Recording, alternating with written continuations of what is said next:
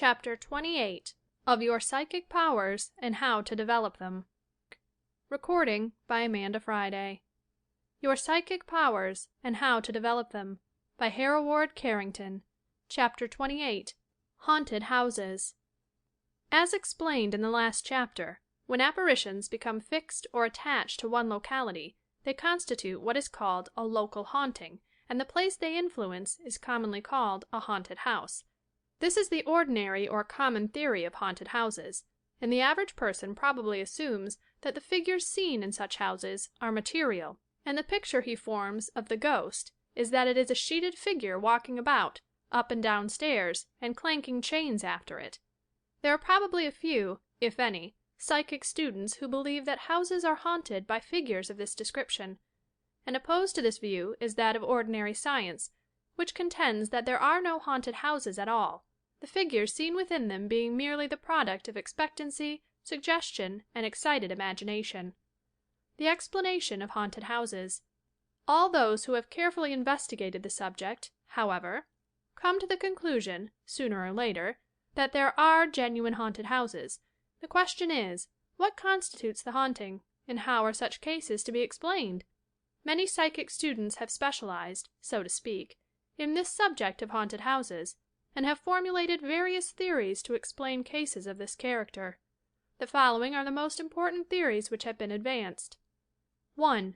That one person, or group of persons, forming a family, have experienced certain psychic phenomena in the house in question, and these form the nucleus round which gathered impressions, noises, and psychic experiences of all kinds.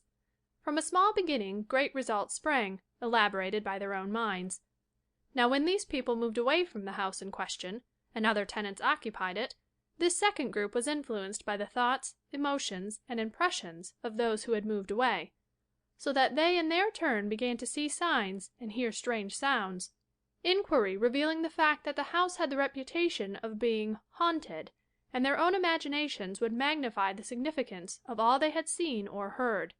In other words, this theory contends that telepathy, or influence from living minds, is the all sufficient explanation and alone serves to account for the facts. Telepathy and Psychic Atmosphere. 2.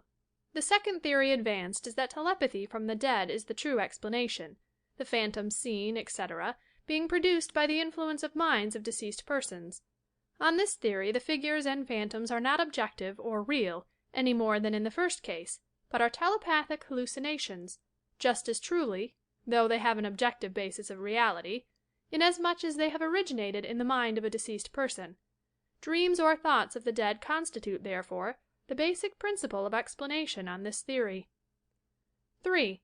The next theory which is advanced is that some subtle psychic atmosphere permeates the walls of the house in question, and that this atmosphere influences or impresses all those who live within it. There is much to say in favor of such a theory, and the previous chapters on the aura, psychometry, the human fluid, etc., will lend a certain amount of support to it. At the same time it is difficult to see how a general and impersonal atmosphere of this character could translate itself into definite figures or forms, particularly when these speak and convey information unknown to the seer. I shall say more of this later. Astral bodies and thought forms. 4. The fourth theory to be advanced is that the figures seen are the astral or etheric bodies of spirits who return, and constitute the haunting, being present in actual fact. This is the nearest approach to the commonly held theory of the figures seen in haunted houses. 5. The fifth theory is that such figures are thought forms, created by some distant, living or disincarnate mind, and projected into the house in question, where they assume more or less definite and tangible form. This is, in a sense, a process of self-projection, but the phantasm is always seen in a certain place, as though magnetically drawn to that locality. The nature of the figures seen. Which of these theories is the correct one? In my own estimation there is much truth in all of them, and no two cases of haunted houses are due to the same cause, or depend upon the same conditions. All 5 of these causes may be operating at the same time in any one house, or any 2, 3, or 4 of them may be. Indeed, to judge from the complex nature of the phenomena seen, it is highly probable that such is the case. There is strong evidence, in fact, to make us believe that the ordinary hallucination theories will not serve to explain the facts. For example, these phantasms often produce physical phenomena as before explained, such as opening doors, lifting curtains, snuffing candles, etc. Mental images or pictures could not do this. Again, animals often see, or appear to see, apparitions in haunted houses, and show all the signs of fear, such as trembling, sweating, etc. In the third place, figures are often described differently by different individuals. For example, A would describe a full face view of the figure, while B would describe the figure in profile. If a real figure were standing where both percipients saw it, this description would be correct. Such cases certainly tend to suggest that a real figure, and no mere hallucination, was present. In the fourth place, apparitions have been seen by 2, 3, or more persons at once. These collective hallucinations, as they are called, strongly suggest an external phantom and no mere mental picture. Proofs of reality. In the fifth place, apparitions which have appeared to strangers occupying haunted houses have afterwards been identified on being shown the photograph of the person. For example, a gentleman sleeping in a house, reputed to be haunted, sees a certain figure bending over him when he awakes at midnight. He notes details of dress, feature, etc., and also notes that he has never seen this person before in his life. The next day he is shown 20 photographs. From among the 20 he selects one as being the phantom seen in the house.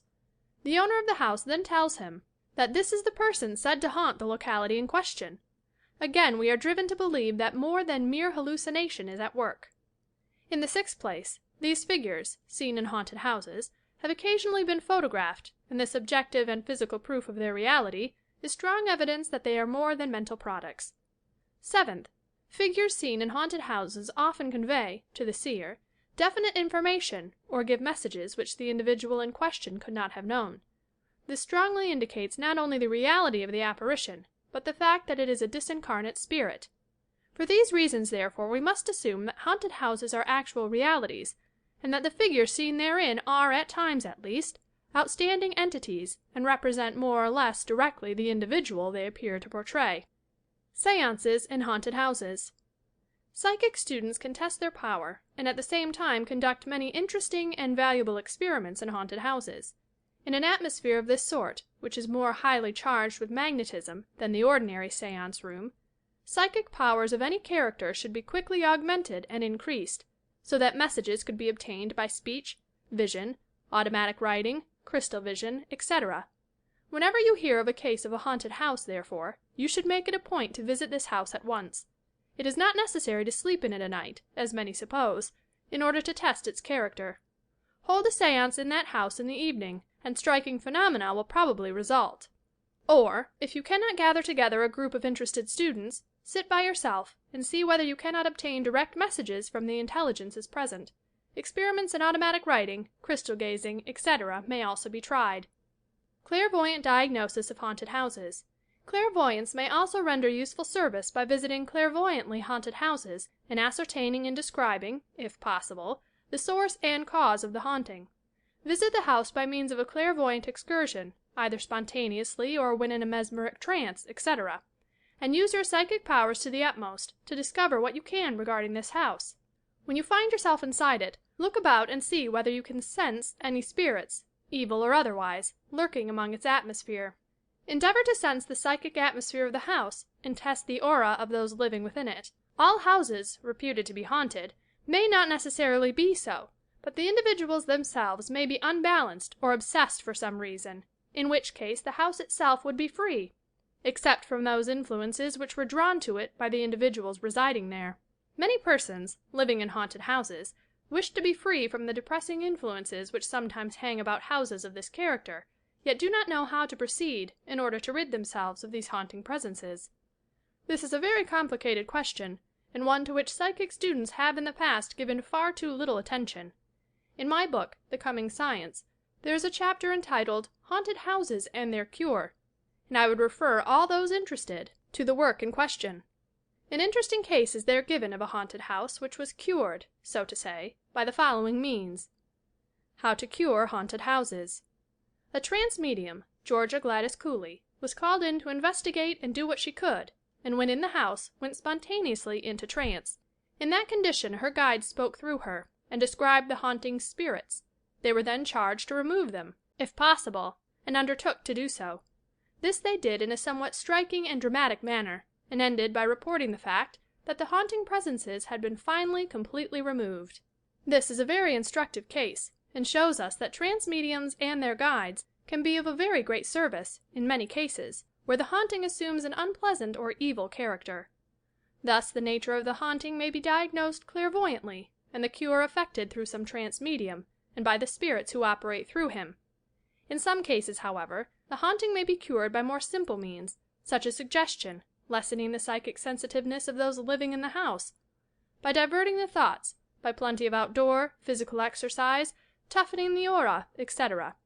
On the other hand, there are cases on record where haunted houses have withstood all attempts to cure them, and the inhabitants have ultimately been forced to move. Happily, cases of this character are rare. At all events, haunted houses present a fascinating and useful field, in which the psychic student can test his clairvoyance, or other psychic power, to advantage. Chapter 28. Recording by Amanda Friday.